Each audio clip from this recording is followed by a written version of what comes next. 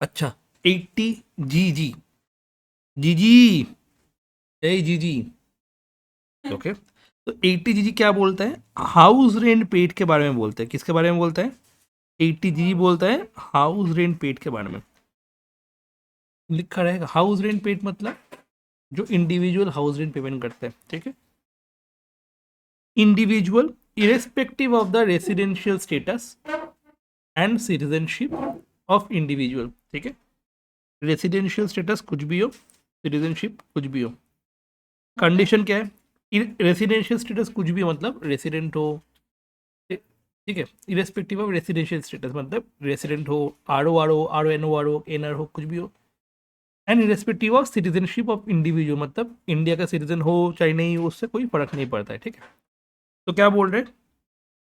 Condition to be satisfied, no house rent allowances मतलब assessee को कोई भी हाउस रेंट अलाउंसेस रिसीव नहीं हो रहा है फ्रॉम द एम्प्लॉयर। ओके, पहला, एम्प्लॉयर से कोई भी हाउस रेंट अलाउंसेस नहीं हो रहा है। Next, no house at the place of employment मतलब जहां पे उसका एम्प्लॉयमेंट है उस जगह पे उसका कोई भी घर नहीं होना चाहिए। Next, no claim for benefit of self occupied house property मतलब वो कोई भी सेल्फ ऑक्यूपाइड हाउस प्रॉपर्टी के लिए बेनिफिट नहीं ले रहा है। Next, proof of payment of rent मतलब वो जो रेंट पेमेंट कर रहा है उसका प्रूफ दिखाना पड़ेगा। A declaration from B10BA should be filed for expenditure incurred by him towards payment of rent.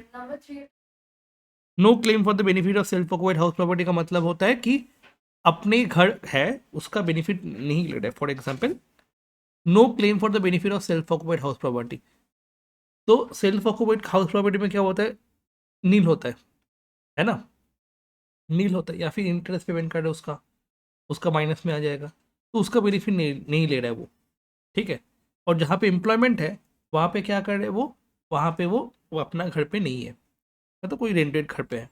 तो यहाँ पे जो assessee should not treat any residential house situated at other place as a self occupied मतलब assessee should not treat any residential house situated at the other places as self occupied property मतलब उसको as a let out property मानेंगे।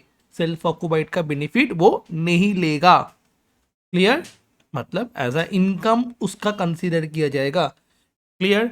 Next, तो quantum deduction क्या हो जाएगा? Quantum deduction minimum होने वाला है। किसका मिनिमम होने वाला है?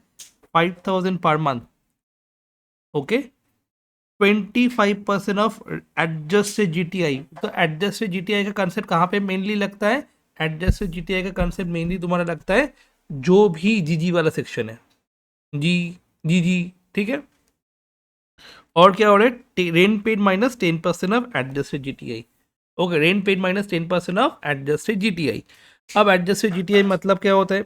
एडजस्टेड जीटीआई मतलब gross total income minus long term capital gain minus short term capital gain minus all deduction under section 80C other than 80GG मतलब मैं जो सेक्शन का डिडक्शन क्लेम कर रहा हूं लाइक 80G के लिए, तो 80G का नहीं लेंगे। अगर 80GG वाला ले रहे हैं तो 80GG वाला हम लोग नहीं लेंगे। क्लियर? 80C से लेके 80U तक का जो भी डिडक्शन है वो सब लूंगा accept 80GG while calculating 80GG's deduction, ठीक है। Same for 80G, all deduction can be claimed as a deduction from 80C to 80U but don't consider 80G's deduction while calculating deduction for 80G। मतलब जब 80G का deduction calculate कर रहे उस time में 80G का नहीं लेंगे, जब 80GG वाला लेकर डिडक्शन कैलकुलेट कर रहे उस टाइम में 80GG का नहीं लेंगे। बात समझ में आ गया? Next one, treatment in case of accommodation concessional rent मतलब कंसेशनल रेंट का मतलब क्या होता है? कुछ पैसा पेमेंट करना हो रहा है, कुछ पैसा नहीं पेमेंट करना हो रहा है। When an SCC has been provide accommodation by employer at a concessional rent, then rent paid him shall be minus हो जाएगा deduct from the while valuing perquisite eligible deduction under section 80GG। अब मैं यहाँ पे एक सम देखता हूँ जो कि इलस्ट्रेशन 15 है। फर्स्ट इनकम क्या है? Profit and gain from business and profession 80,000। उसका एक खुद का हाउस प्रॉपर्टी है, income from house property, and let out है इन सिचुएटेड इन कोलकाता। ओके। अच्छा, ये बजाज कहाँ पे है? बजाज जी है तुम्हारा श्री बजाज जी दिल्ली में, ठीक है, बट उसका उनका घर है कहाँ पे? कोलकाता में। एंड वो कोलकाता में क्या है, लेट आउट का है, मतलब लेट आउट से इनकम हो रहा है। वो अगर सेल्फ अकाउंट बोलता था तो क्या होता है? नहीं होता फिर। ठीक है, क्लियर। तो income from house property, income from other source हो गया, तुम्हारा ग्रॉस टोटल इनकम आ गया 1,30,000। Rent paid for office and rent paid for residential house, ठीक है। तो 80G में हम लोग क्या लेंगे? फर्स्ट तुम्हारा rent paid for residential house, वहाँ पे बोला था कोई ऑफिस का, कंफ्यूज करने के लिए दिया है तुमको ऑफिस वाला। ऑफिस वाला नहीं आने वाला है, कंफ्यूज करने के लिए दिया है तुमको ऑफिस वाला। तो हम लोग को क्या करना होगा? फर्स्ट 5,000 पर मंथ, कितना होता है 5,000 × 12, टोटल होता है तुम्हारा 60,000। Okay. 25% of the adjusted G T I. What is adjusted G T I? 80, 40, 10 G T I हो गया। माइनस 80 सीट से 80 का कोई डिडक्शन है? नहीं है, तो हो गया फिर। तो तुम्हारा 1,30,000 के ऊपर ही तुम्हारा क्या होने वाला है? 25% होने वाला है। And 40,000 minus 10% of adjusted G T I. तो यहाँ पे एडजस्टेड जी टी आई, अच्छा 10% of adjusted G T I, तो 40,000 minus 10% adjusted G T I में 1,30,000। तो 40 से 13,000 माइनस करेंगे तो 27। इन तीनों में से लोअर कौन सा है? तो हम लोग ऐसा 80 जी में कितना डिडक्शन मिलने वाला है? हम लोग को 27,000 का डिडक्शन मिलने वाला है। क्लियर हुआ कि नहीं हुआ? ठीक है, क्लियर होने हो गया कि नहीं हो गया? अगर हो गया तो इलास्ट्रेशन 16 वाला चीज़ देखो, इनका एज है 63 ईयर्स, ठीक है। जल्दी से इनका एज है 63 ईयर्स, जल्दी से इसका इनका देखो जल्दी से, मतलब ये रिटायर्ड है। Okay, retired government officer. Okay, okay. अच्छा, पेंशन मिल रहा है उसको उनको, ठीक है। अच्छा, पेंशन कहाँ पे आने वाला है? ये तो तू तो बोली देखी नहीं चीज। पेंशन कहाँ पे आने वाला है? बोलो। हाँ, अब यहाँ पे गलती। आनंद रिटायर्ड पर्सन है गवर्नमेंट ऑफिस, मर गया क्या? जिंदा है। तो जिंदा वाले इंसान को पेंशन मिलता है तो सैलरी। अगर उनका लीगल हेयर या फिर वाइफ या फिर कोई भी किसी को मिलेगा तो वो, किसी को मिलेगा तो वो कहाँ पे जाने वाला है? जल्दी से बताओ, बोलो। बाकी अगर उनके वाइफ को मिलेगा मरने के बाद तो किसको? हाँ, तो ये तुम्हारा पेंशन है। Less standard deduction 1,40,000 minus 50, 90,000। बात समझ में आ गया? एंड एफ डी से इंटरेस्ट मिल रहा है 52,000। एफ डी से इंटरेस्ट मिल रहा है 52,000, ठीक है। इंडिया का मार्केट का हालत बहुत ख़राब है अभी, ठीक है। 52,000, तो ग्रॉस टोटल इनकम तुम्हारा 1,42,000। डन। अब 80G का 80 হবে না, কেউ পাবে না। Next same, he has paid he has paid check 15,000 as the premium effect on insurance on health. He pays rent 3,000 per month in respect of furnished accommodation, but he is eligible for deduction under section 80 GG। तो उनको deduction मिलने वाला है under section 80 GG का। तो first यहाँ पे,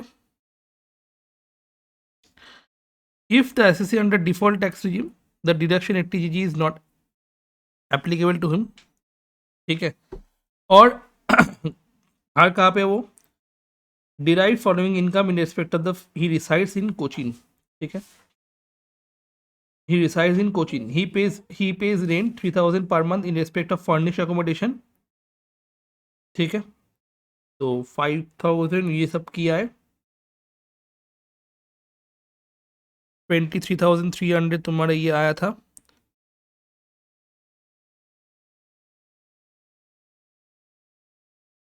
retired government officer who derived income in respect of financial, he resides in Cochin, he paid his check 15,000 per month for insurance for ये इंश्योरेंस हेल्थ, मतलब 80D के लिए होने वाला ये वाला।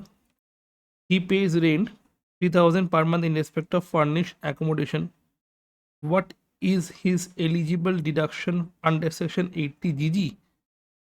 तो 80G का deduction adjusted G T I तुम्हारा 1,27,000 आया, एकदम एकदम मिलेगा 80 GG। ठीक है, 80 GG मिलने वाला है, क्योंकि क्वेश्चन का खाली ये पूछा है कि 80 GG होने वाला है कि नहीं, इनकम नहीं पूछा है। 80 GG मिलने वाला है कि नहीं मिलने वाला है, मिलने वाला है उनको। ठीक है, थोड़ी ना कोई भी घर है उनका, नहीं है ना। तो फर्स्ट हम लोग को कैलकुलेट करना होगा कंप्यूटेशन ऑफ एडजस्टेड जीटीआई। तो एडजस्टेड जीटीआई के लिए हम लोग क्या करते हैं, ग्रॉस टोटल इनकम निकालते हैं एंड उसके बाद डिडक्शन माइनस करते हैं under section 80C to 80U except 80GG in case of 80G। तो 80D का डिडक्शन मिल गया, तो एडजस्टेड जीटीआई कितना हो गया उनका 1,27,000। तो 1,27,000, तो 5,000 into 12 60,000, 1,27,000 into 25% and rent paid minus adjusted GTI 23,300। तीनों में से लोअर कौन सा है, 23,300। तो एड डिडक्शन उनको अवेलेबल होगा 80GG के अंदर 23,300। ये क्वेश्चन पूछा है। ठीक है, मैं सोच रहा हूँ कि 80GG यहाँ पे क्यों नहीं लिखा हुआ है, मैं ये नहीं देखा कि ये एडजस्टेड जीटीआई है आंसर में। ठीक है, इसलिए मैं खोज रहा था 80G कहाँ पे है, 80GG का डिडक्शन तो मिलने वाला है, क्यों नहीं दिया हुआ है, ऊपर में कैलकुलेशन तो किया हुआ है, नीचे नहीं किया, क्यों नहीं दिया हुआ है, इसलिए नहीं दिया हुआ है बिकॉज ये एडजस्टेड जीटीआई कैलकुलेट कर रहा था। अगर ग्रॉस टोटल इनकम कैलकुलेट करना हो तो उस टाइम में क्या करते, इतना तक करते, उसके बाद और माइनस 23,380 GG का डिडक्शन लेते थे, क्लियर, फिर इनकम आता है, जैसे यहाँ पे किए थे टोटल इनकम निकालने के लिए। मतलब ये वाला सम में क्या होगा, ये वर्किंग नोट्स वाला पार्ट है। ठीक है, कंप्यूटेशन ऑफ एडजस्टेड जीटीआई, ये भी वर्किंग नोट्स का पार्ट है। अगर बड़ा सम हुआ, ठीक है, मतलब कैलकुलेशन ऑफ टोटल इनकम उस टाइम में, एंड अगर बोला कि 80GG का डिडक्शन मिलेगा कि नहीं, खाली 80GG का डिडक्शन दिखा देता, खत्म। Okay, clear. नेक्स्ट 80GG ये हम लोग का सिलेबस का पार्ट नहीं है, 80GG ये सिलेबस का पार्ट नहीं है। ठीक है, अच्छा, कंसेप्ट तुम्हारा 80GGC, what is 80GGC, donation to the political party, मतलब 8, मतलब जो भी, अच्छा, deduction in respect of contribution given by an person to the political parties, मतलब तुम्हारा बीजेपी को दे, कांग्रेस को दे, सीपीआईएम को दे, टीएमसी को दे, आम आदमी पार्टी को दे।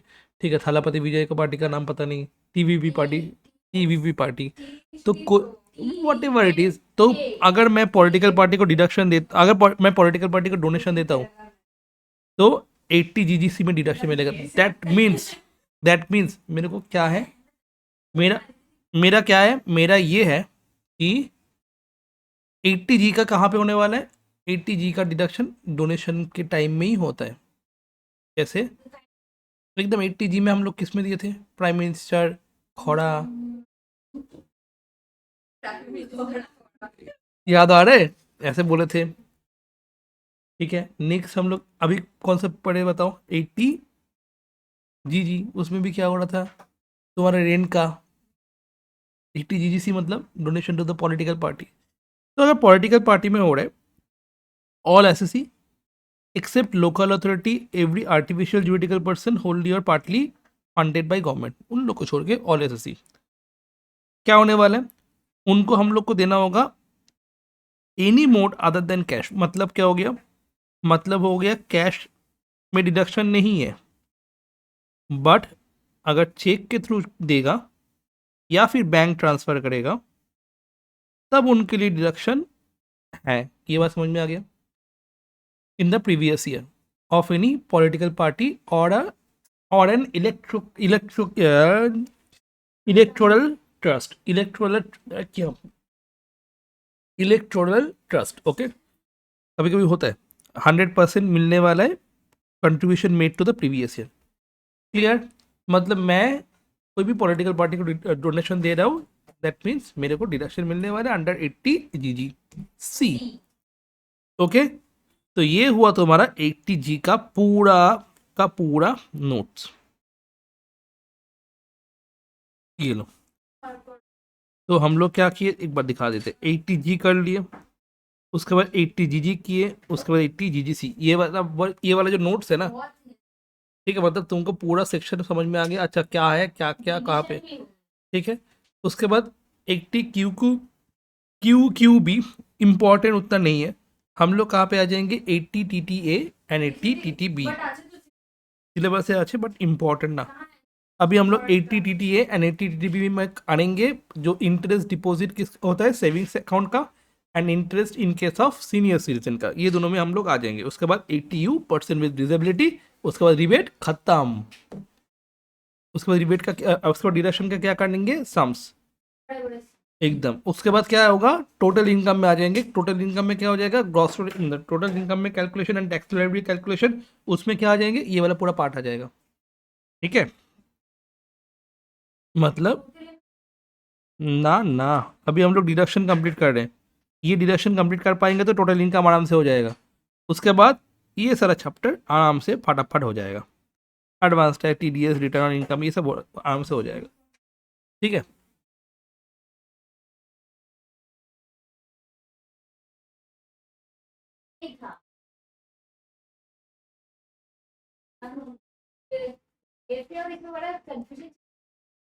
चलो 80 TTA। अच्छा तुम लोग का और एक चैप्टर सब्जेक्ट है याद है ना, मैं भेज दिया ग्रुप पे BIF का ना। लास्ट 80 TTA हम लोग करेंगे आज। उसके बाद 80 TTB नेक्स्ट दिन करेंगे। What is 80 TTA page number 893 में व्हाट इज 80 TTA बेसिक करना। 80 TTA मतलब कर दे। 80 TTA मतलब क्या होता है इंटरेस्ट। इंटरेस्ट किस चीज़ का, तुम्हारा जो सेविंग्स अकाउंट है ना, ठीक उसका इंटरेस्ट। तो सेविंग्स अकाउंट का इंटरेस्ट ओके किसका इंडिविजुअल का अदर देन सीनियर सिटीजन। मतलब व्हाट सीनियर सिटीजन कौन है जिनका 60 ईयर्स अबव है उनका, जो कवर है 80 TTB में, और अ हिंदू अनडिवाइडेड फैमिली। तो gross total income of an SEC includes any income by way of interest deposit not being time deposit. what is time deposit नीचे 9 में दिया हुआ है। what is कहाँ पे 9 है, 9 नंबर पॉइंट कहाँ पे यहाँ पे दिया हुआ है 9। हाँ टाइम डिपॉजिट का मतलब होता है deposit repayable on expiry of fix period, मतलब फिक्स्ड डिपॉजिट सिंपल लैंग्वेज में। हम्म, ठीक है FD करते हैं ना हम लोग फिक्स डिपॉजिट, वो कहाँ पे हम लोग रखे in savings account. Okay savings account में किए किस लिए, कहाँ पे बैंकिंग कंपनी में किए या फिर कोऑपरेटिव सोसाइटी में किए या फिर पोस्ट ऑफिस में किए। ओके तो इंटरेस्ट का amount of such deposit savings account and 10,000 whichever is minimum, वो क्वांटम डिडक्शन मिल जाएगा। Okay clear. अगर interest on FD interest on post office savings bank account है, ठीक है, exempt extent of interest 3,500 in case of single account holder and in case of joint holder 7,000। Clear एकदम। मतलब क्या हुआ एज पर नोटिफिकेशन 32 ये सब नोटिफिकेशन फाड़ में जाए।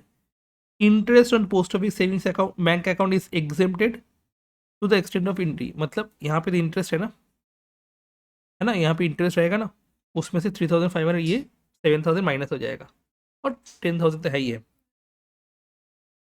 ठीक है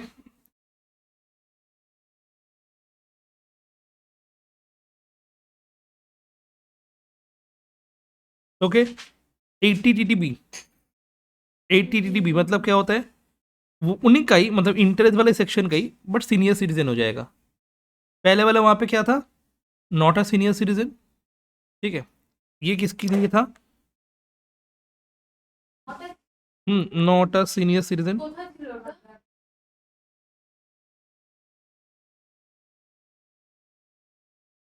और यहाँ पे क्या है नॉट अ सीनियर सिटीजन, यहाँ पे क्या है senior citizen. Okay senior citizen के लिए क्या है income by way of interest deposit banking या फिर कोऑपरेटिव में या फिर पोस्ट ऑफिस में इंटरेस्ट इन 50,000। मतलब यहाँ पे कितना है 20 सॉरी यहाँ पे कितना है 10,000 और यहाँ पे कितना है 50,000। इसलिए मैं किसके अकाउंट में डिपॉजिट करता हूँ मम्मी के अकाउंट पे। ठीक है ऑब्वियसली 50,000 का डिडक्शन एकदम इंटरेस्ट 50,000 का डिडक्शन मिल जाएगा।